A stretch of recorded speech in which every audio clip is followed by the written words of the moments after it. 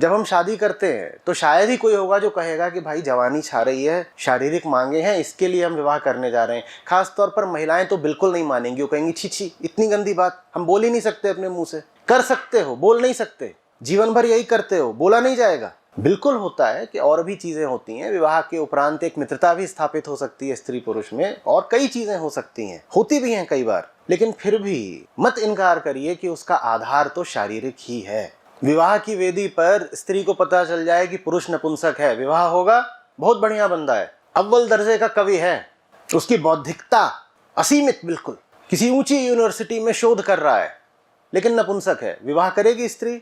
वैसे ही पुरुष को अगर पता चल जाए कि ये जो महिला है बगल में ये फ्रिजिड है, या इसकी किसी तरह की कोई रुचि नहीं है सेक्स में, विवाह होगा?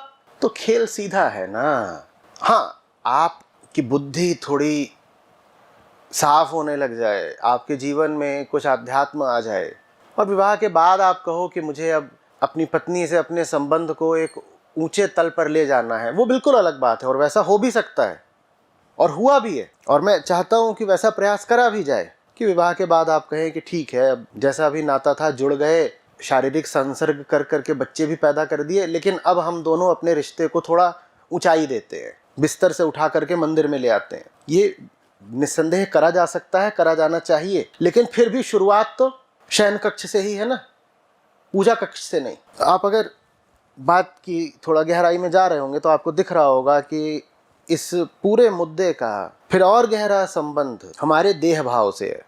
चूंकि हम अपने आप को देह समझते हैं, इसीलिए दूसरे से रिश्ता ही देह के तल पर ही बनाते हैं। हाँ, देह के तल पर जो रिश्ता बन रहा है उसमें दो चार और शाखाएं फूट आए, ऐसा बिल्कुल हो सकता है, लेकिन उस रिश्ते का, ये मैं चौथी पांचवी बार कह रहा हूँ, उस रिश्ते की बुनियाद तो देह ही होती है। हाँ, ये बिल्कुल हो सकता है कि पति पत्नी साथ हैं, 2 बच्चे हो गए, अब बच्चों से पति को भी मोह है, पत्नी को भी मोह है, तो बच्चों के कारण जो है वो रिश्ता आगे चल रहा है। ये हो सकता है बाद में ऐसा हो जाए, लेकिन फिर भी बुनियाद तो देह थी।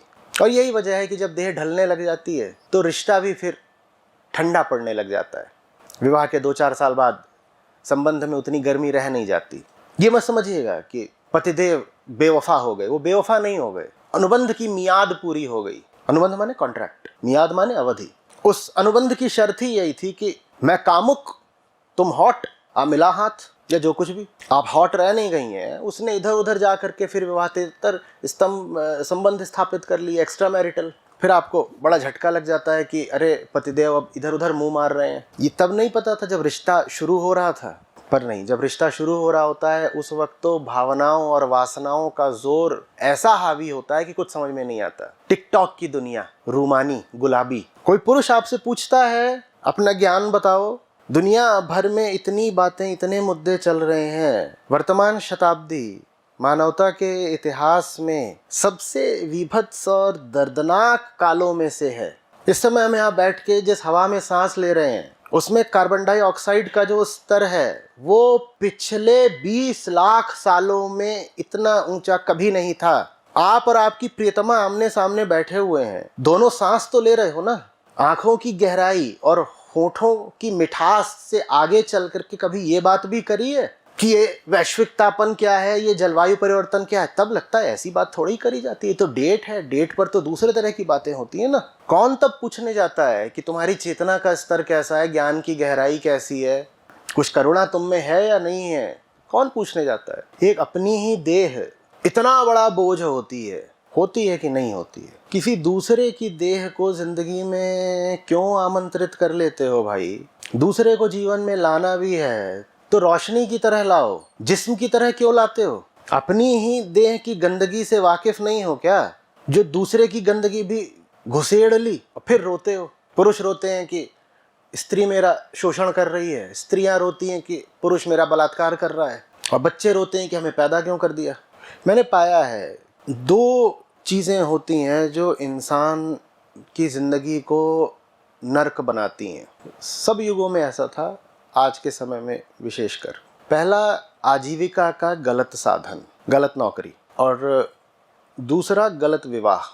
और अधिकांशतः ये दोनों ही गलत होते हैं हर आम आदमी के जीवन में। उसकी नौकरी भी गलत होती है, नौकरी से सब कुछ शामिल है, व्यवसाय, पेशा, धंधा, आप जो कुछ भी करते हैं। तो दिन भर जो आप नौकरी कर रहे होते हैं वो भी उल्टी पुल्टी होती है, जो आपके मन को बिल्कुल गंदा करके रखती है, चेतना का दमन करके, और जो विवाह कर रखा होता है उसका तो कहना ही क्या। और इन दोनों में भी जो चीज बिल्कुल ही खत्म कर देती है इंसान को, पूरे जन्म के लिए खत्म कर देती। नौकरी तो फिर भी बदल सकते हो, किसी भी क्षण सोच लेते हो कि अब नया व्यवसाय पेशा आदि कुछ शुरू करना है, साथ ही नहीं बदल पाते। तो जो दूसरी चीज है गलत विवाह, ये इंसान को कहीं का नहीं छोड़ती। गलत शादी हो गई माने पूर्ण विराम, द एंड, गया या गई, गई, खेल खत्म, अब कुछ नहीं हो सकता। अब जियोगे 30 40 50 साल और जितना जीना जियोगे, जीवन नहीं होगा। थोड़ा सा मतलब बिल्कुल जमीन की फिर से बात करते हैं एक बार, ताकि होश एकदम आपकी जिंदगी में। आप जवान हैं अभी, ठीक है, आप 25 30 या 35 साल के हैं जिस दरमियान शादी होती है। आप जवान हैं, आपकी वासना उफान लिए हुए है, और आपके जीवन में एक व्यक्ति डाल दिया गया है, और धर्म ने और कानून ने आपको पूरी स्वीकृति दे दी है, स्वीकृति से आगे अनुज्ञा दे दी है, लाइसेंस थमा दिया है, ये बोल के कि ये जो व्यक्ति है ये तुम्हारे जीवन में लाया गया है काहे के लिए, काहे के लिए, सेक्स के लिए। आप क्या करोगे उस व्यक्ति के साथ? पूजा करोगे उसकी? क्या करोगे? उसे मॉर्निंग वॉक पे ले जाओगे, दही बताशे खिलाओगे, क्या करोगे? वो व्यक्ति आपके जीवन में क्यों लाया गया है? हिचक हो रही है स्वीकार करते हुए ना, गंदा लग रहा है, छी आचार्य जी आपने तो इतनी पवित्र चीज को इतना गिरा करके बता दिया। मुझे गिराने की क्या जरूरत, मेरा कोई लेना ही देना नहीं।